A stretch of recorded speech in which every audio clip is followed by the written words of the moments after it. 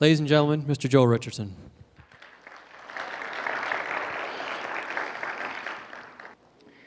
Okay, this next session, session 3, the Islamic Empire in the book of Daniel.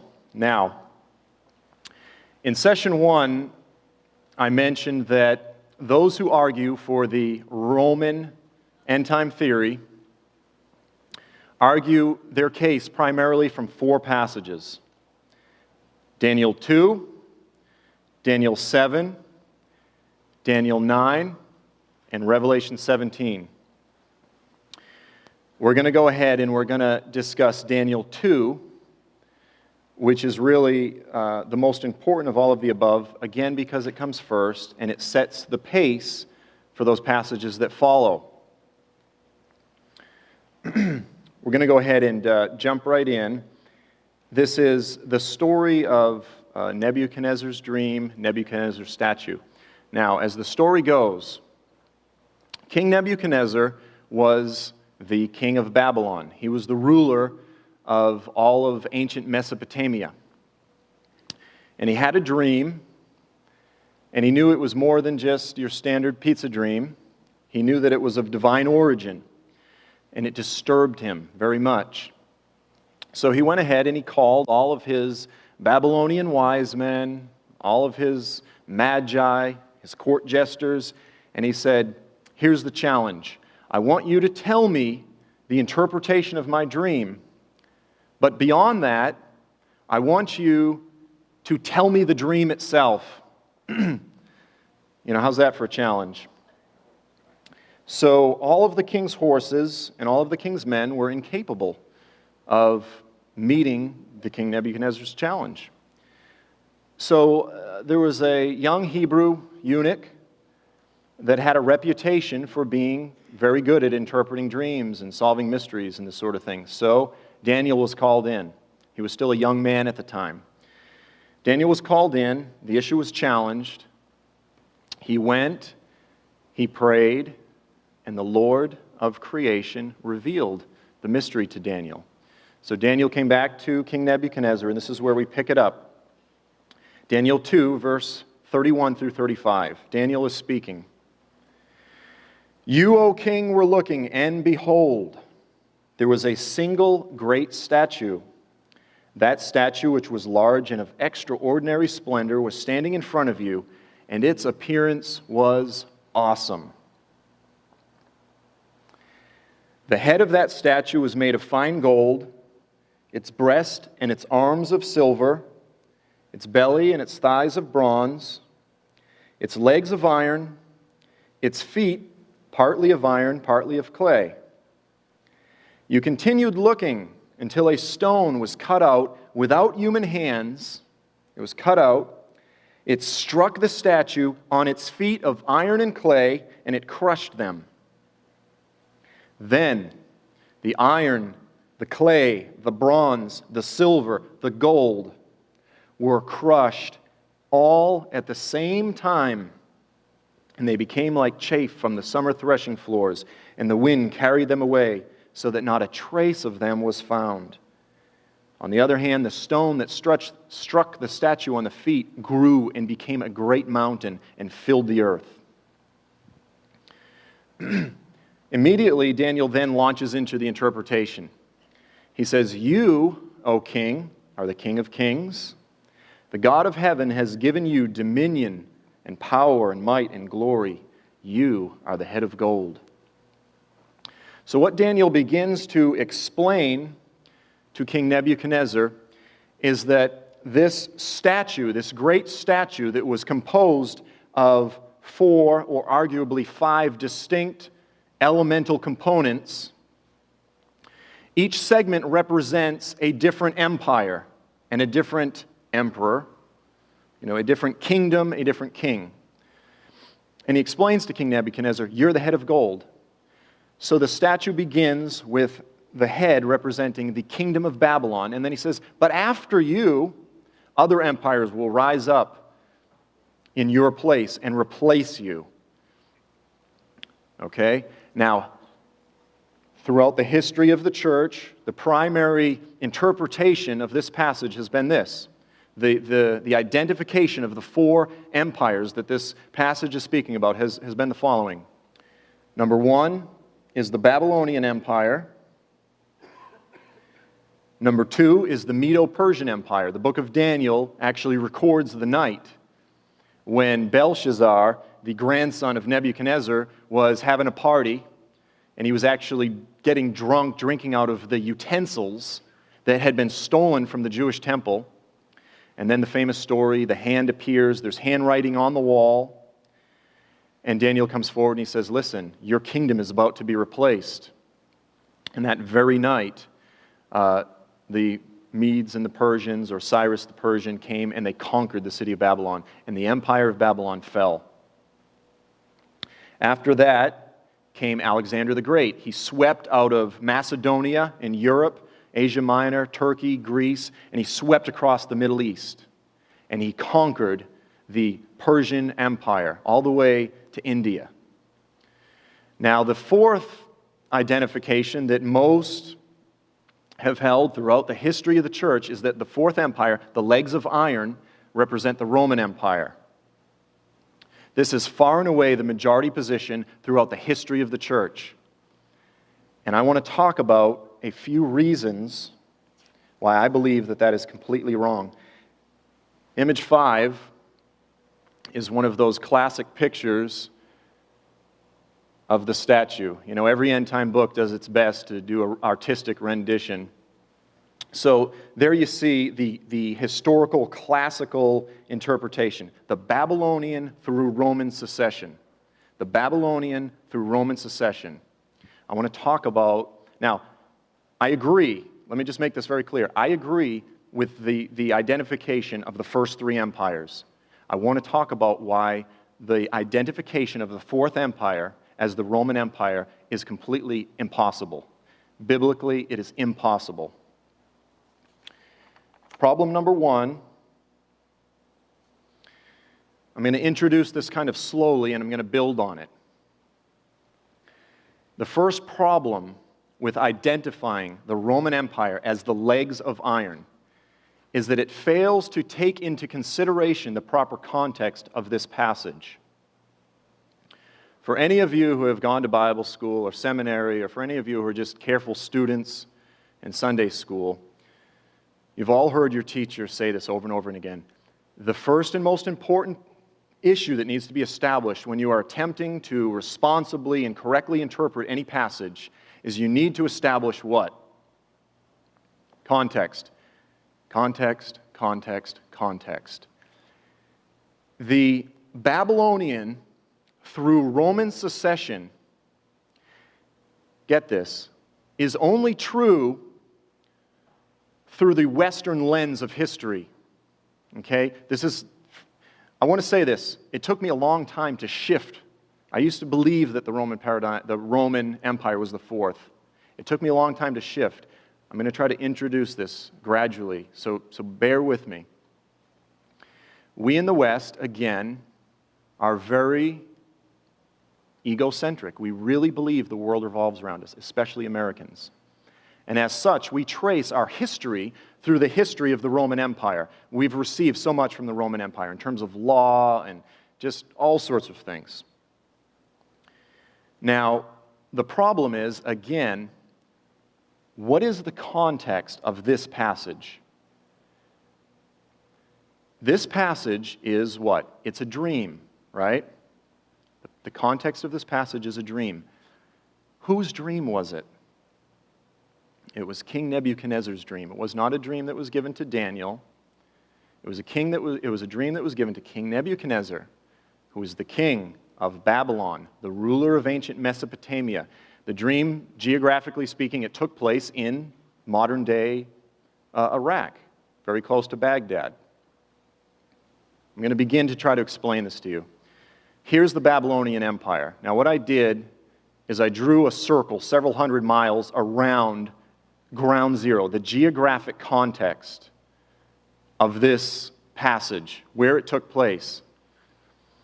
Now, again, I need to remind you, what was the interpretation of the dream? The dream was given to explain to King Nebuchadnezzar those empires that would come to succeed his empire. right? The dream was about those empires that would succeed him, that would come after him. So here you have the first empire, the Babylonian Empire, the head of gold, if you will. Let's go to the next map. After the Babylonian Empire fell, the Persian or the Medo-Persian Empire replaced the Babylonian Empire, and it came to dominate the entire Middle East. Now, as you look at that, it's very clear that the Persian Empire clearly replaced the Babylonian Empire. Then came Alexander, next map. Again, his empire swept out of Macedonia. That's all the way over there on the western edge of the map. He swept all the way across to India, and again, clearly conquered the ancient location of Babylon. Okay? Then came the Roman Empire. That's the next map. Now, the Roman Empire was primarily a European entity, but it did extend well into the Middle East. But in truth, it was significantly a much more Western empire than the others, wasn't it?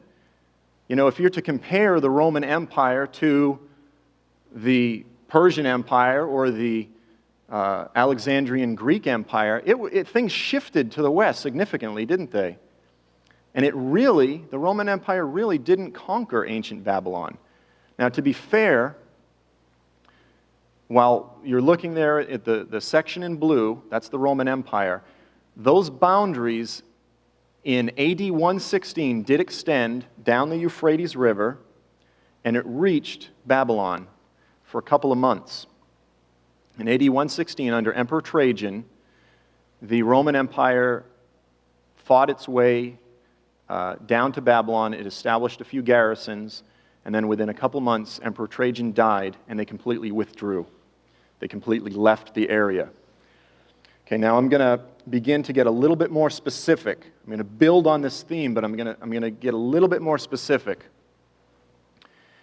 The second problem with identifying Rome as the legs of iron is that it fails to meet the criterion of Daniel 2:35. Let's read this verse. Daniel speaking to King Nebuchadnezzar, "While you are watching, a rock was cut out, not by human hands. It struck the statue on its feet of iron and clay and smashed them." Now, this is speaking about the kingdom of Christ, the kingdom of God. At the end of the age, after all of these empires have arisen on the face of the earth, Jesus himself will return and establish his kingdom over the earth. That is the mountain, that is the empire that is cut out not with human hands. It's the divine empire. And it smashes the statue on its feet. Now follow this. Then the iron, that's the legs of iron, whichever empire that is, the clay, the bronze, that's the Greek Empire, the silver, that's the Persian Empire, and the gold, the Babylonian Empire, were broken to pieces at the same time. At the same time. And they became like chaff on the threshing floor, and they blew away, and there was nothing left to them. Nothing remained of those empires. Now, let's go ahead and even, just for reference, let's jump back, slide number 10. There's the Roman Empire. If that empire was crushed and destroyed, would the Medo-Persian Empire, the Greek Empire, and the Babylonian Empire all by virtue also be destroyed at the same time? Or would only some small western sections of them be destroyed? Do you see where I'm trying to get?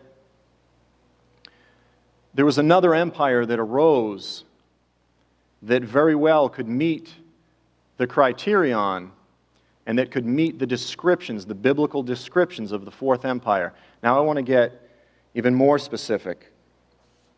Problem number 3. This is where we're getting as specific as we can. Daniel 2:40. The Roman Empire does not meet the criterion of Daniel 2:40. It doesn't meet the biblically described description of what the Fourth Empire must fulfill in order to be the candidate to be the fourth empire. Daniel 2:40. Follow this.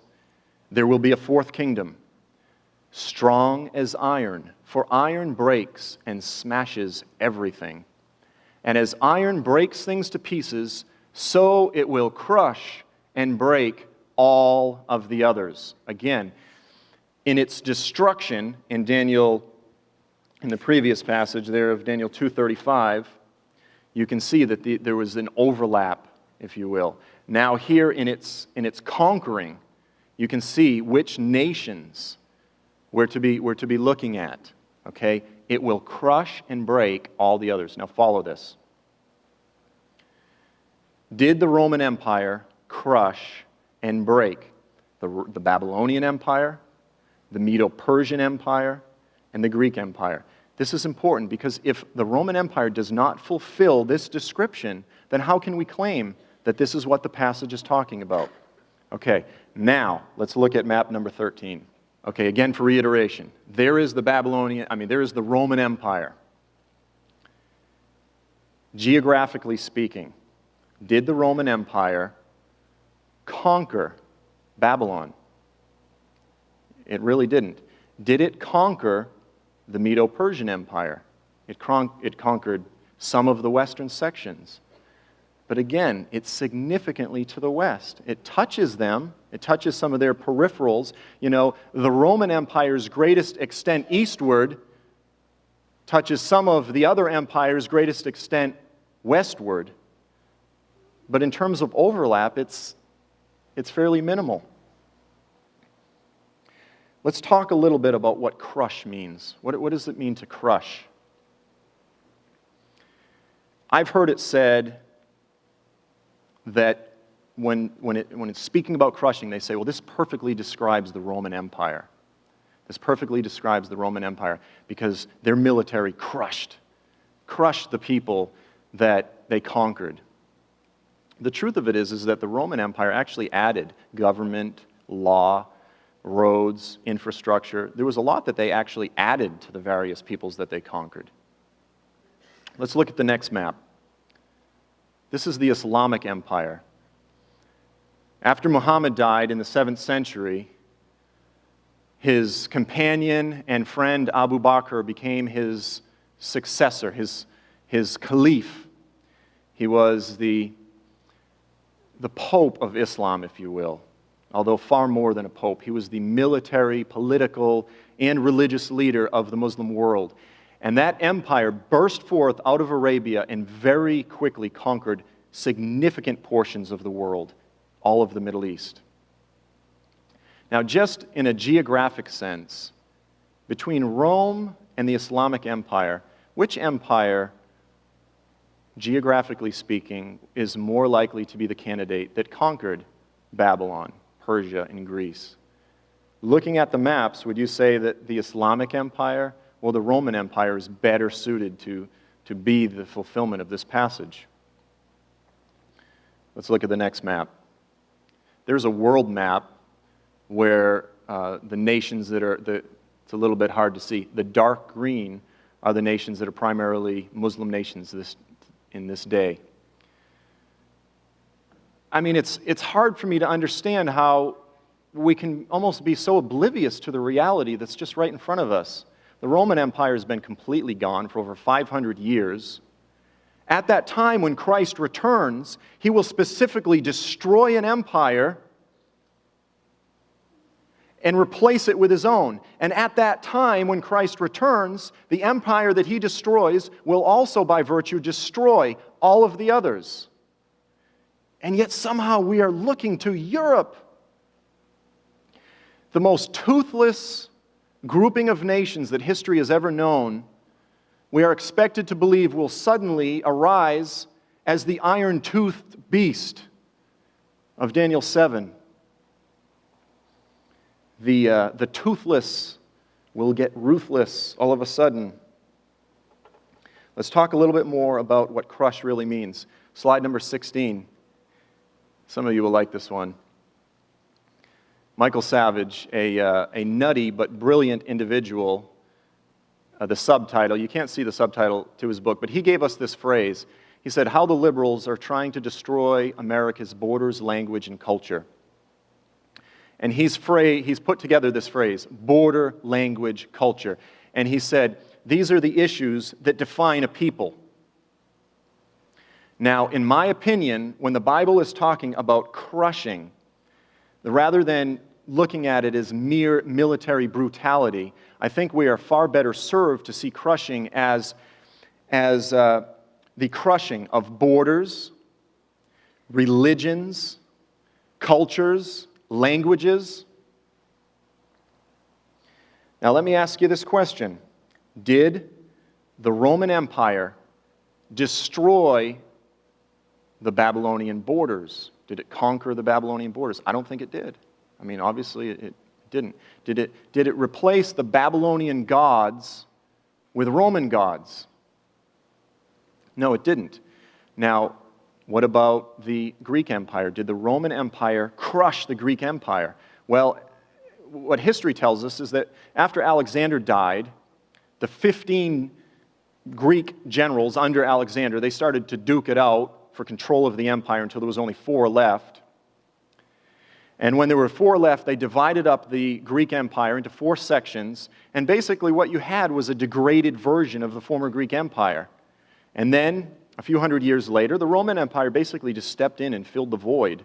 It wasn't some great battle, it wasn't some, significant conquering, they just basically filled the void.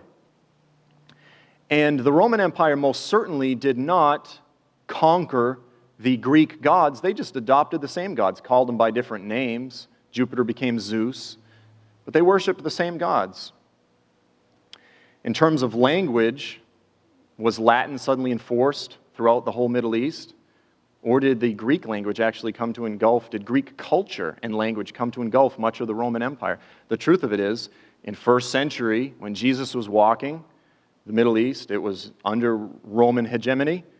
What did they speak? They spoke Greek. The New Testament was written in Greek. Greek Hellenistic culture was not conquered or crushed by the Roman Empire. Yes, they did take over much of their western borders. That's about the best that can be said. What about the Islamic Empire? When the Islamic Empire burst forth out of Arabia, can it be fairly said that it crushed the Babylonian Empire? When we talk about Babylon, we're talking about Iraq. Did the Islamic Empire crush Iraq geographically? Yes. Did it crush it culturally? Did it replace the religious systems and the religious beliefs of those peoples with Islam? Absolutely. What do they speak in Iraq these days? They speak Arabic. What about the Persian Empire? Well, they certainly crushed it geographically, as we saw on the map. And while the Persians today do maintain their language of Farsi, their language has been Arabized. They use the Arabic alphabet. Religiously, Islam is the religion of Persia. The former religion of Zoroastrianism is a tiny, tiny minority. And the Greek Empire as well was crushed by the Islamic Empire. And when we look at the religion of Islam, we see that unlike any other force in the history of the world, it is a crushing influence. When Islam moves into an area, the first thing they do is they establish dominance. And when they establish that dominance, they begin to remove and erase former cultures. Recently in Kosovo, when Kosovo was given over to the greater Albania and the Muslim majority, the first thing they did is they started ripping crosses off the churches. These ancient Eastern Orthodox churches. You can go on YouTube and just watch these videos of hundreds of people storming the churches, burning the churches. Today, there's a small hamlet in London called Tower Hamlets. And it's actually a minority, but what you have there now is about a 20% Bangladeshi population of Muslims. But what's ironic is that of the counselors in Tower Hamlets, 35 of the 51 are Muslims. And now several of the voting districts that were once named with names such as Trinity, St. Mary's, they're not called by those names anymore. They're called by names such as Abu Ali. There's a cemetery in that area that was, I believe it was called St. Mary's. And now the name of the cemetery is called Abu Ali Cemetery. Street names are changed. Churches are closed down because of street violence. And yet this is only a 20%. This is only a 20% population. And these Anglican priests, they don't know what to do. And actually, there's several churches in that area that have been closed down. And this is the area that the Salvation Army began. This is where John Wesley preached. This place with a rich Christian history is very quickly being erased, and it's being Arabized. Okay? Islam is very, very much an Arab supremacist force. Muslims will argue otherwise, but history shows that to be true. Why do they speak Arabic in Egypt? Why do they speak Arabic all the way across Africa? Why do they speak Arabic in Iraq? Islam is an Arabizing force. In Sudan today, why are the Arab Muslims killing the African Muslims? It's hard to understand. I want to look at a very specific hint that's found in Daniel 2:43. This is slide number 18. The book of Daniel, in the whole Old Testament was written in Hebrew, but the book of Daniel, Nehemiah, and some of these post-exilic books were written in Aramaic. So there's been a lot of discussion over the years, a lot of debate on how to interpret some of these passages. Especially the book of Daniel has a handful of fairly cryptic passages, and there's been quite a variety of interpretations that have come out. But I want to zero in on this verse in particular, and again, it's speaking of the Fourth Empire. Now pay attention to this. Daniel says to King Nebuchadnezzar, just as you saw the iron mixed with the baked clay. Now he's speaking of the final manifestation of the Fourth Empire. He's speaking of the empire that will be crushed by the kingdom of Christ when Christ returns. Just as you saw the iron mixed with baked clay, so the people will be a mixture, and they will not remain united any more than iron mixes with clay. Now here's what's interesting. The specific word for mixed in that passage in Aramaic is Arab. The Arab people in Hebrew thought, in Middle Eastern thought, were known as mixed peoples. We have the biblical account where the sons of Esau were intermarrying with the sons of Ishmael, and they were intermarrying with the people of the East. The Arabs were viewed as a people, basically the Eastern peoples, the Eastern roaming Bedouin peoples that were intermarrying. And the word Arab and mixed became synonymous. If you were Arab, you were viewed as a mixed one. And so here we have this passage, and it's very cryptic. Even as you saw the iron mixed with clay, so the people will be a mixture. And it's very confusing until you understand the nature of the book of Daniel. And so a literal interpretation of this passage could read, just as you saw the iron mixed with baked clay, so the people will be Arab, and they will not remain united any more than iron mixes with clay. Now, am I grasping at straws? Am I trying to read something into the passage that's not there? Or is there precedent for this in the book of Daniel?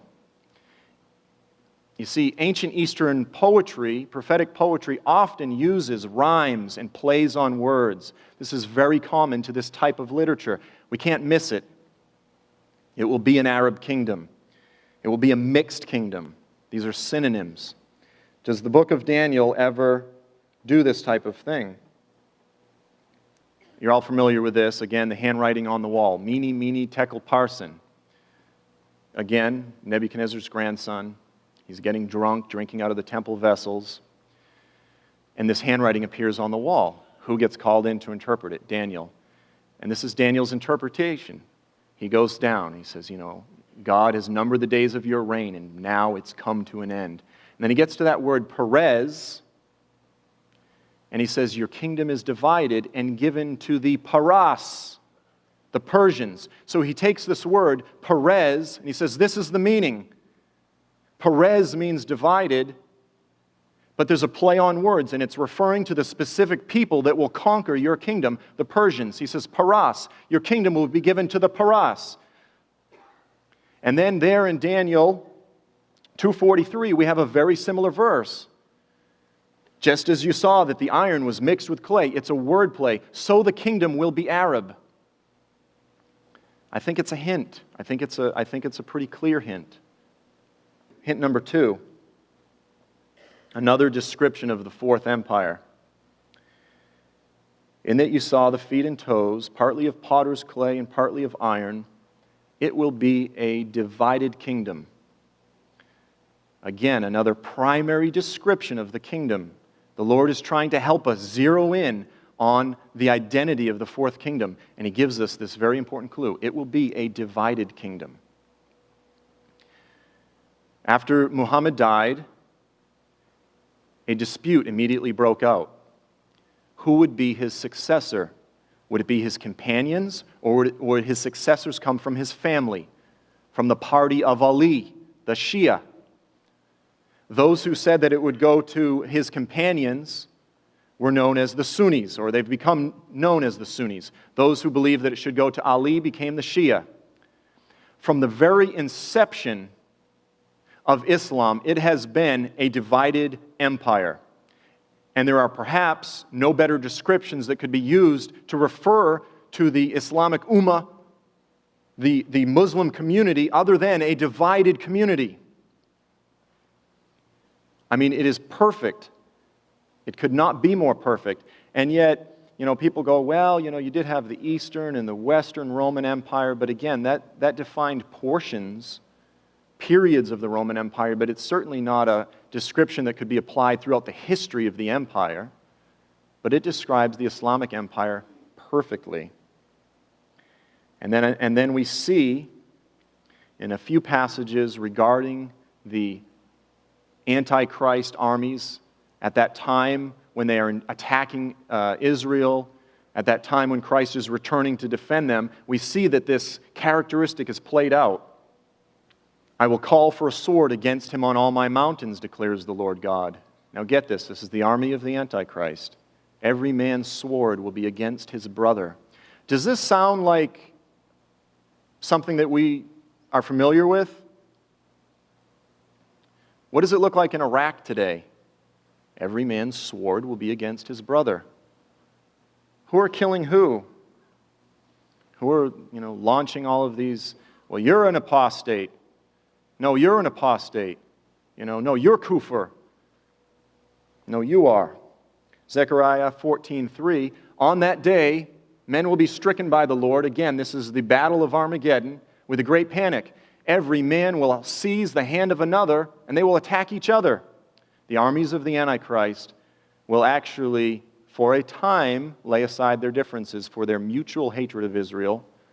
They'll come together to attack Israel. But even in the midst of that, they'll be killing each other, and this will be from the Lord. The empire will be divided. The empire is divided. It will remain so. The fourth kingdom, I would argue, is the Islamic Caliphate, the Islamic Caliphate. It's the only empire throughout the history that matches all of the very specific criteria that the Bible's given us. The Roman Empire really doesn't. I mean, you can kind of try to make it work, but it just doesn't do it. Now, I want to say that I am clearly taking a position which is contrary to the dominant position of the church down through history. And that scares me, okay? Who am I? Who am I to stand against the collective wisdom of great men of God down throughout the history of the church? In Daniel 12, verses 5 through 13, the angel gives some parting messages, if you will, to Daniel. And this is what he says. He says, "But you, Daniel, close up and seal the words of the scroll until the time of the end. Many will go here and there, and knowledge will increase." And then Daniel says, "I heard, but I did not understand. So I asked, 'My Lord, what will be the outcome of this?' And he replied, 'Daniel, go your way, because the words are closed up and sealed until the end of time. Many will be purified, made spotless and refined, but the wicked will continue to be wicked. None of the wicked will understand, but those who are wise will understand. As for you, go your way until the end. You will rest, and at the end of days, you will rise to receive your allotted inheritance.'" Now, I hope I'm not reading too much into this, but it seems to me that when he says the book is sealed until the time of the end, that what he's saying is this book is sealed. The primary emphasis of this book until the time of the end, the time when the resurrection occurs, it's sealed. Now, if that's the case, if this book is sealed, and if this verse means anything at all, then doesn't it also stand to reason that the majority position that has been held by nearly everybody throughout history is probably the least likely interpretation to be right?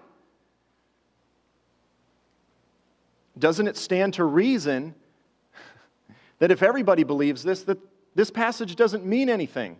If everybody understands this book, if it's so clear, if it's so clearly Rome, then this verse, at the very least, it's not meaning what it says.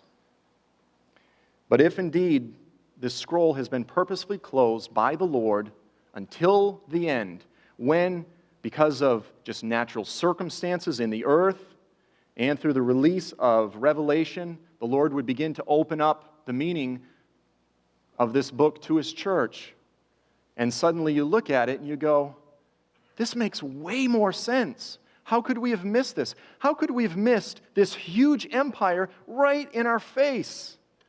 How could it be more clear? There's another pretty dramatic implication to all of this. If what I'm suggesting is right, and again, I set it before you as Bereans to think about, to chew on, but if what I'm articulating is true, then that also means this, that the end times are upon us. That means that we're actually somehow entering into the end times. I mean, is that the only logical conclusion? I'm going to end it right there.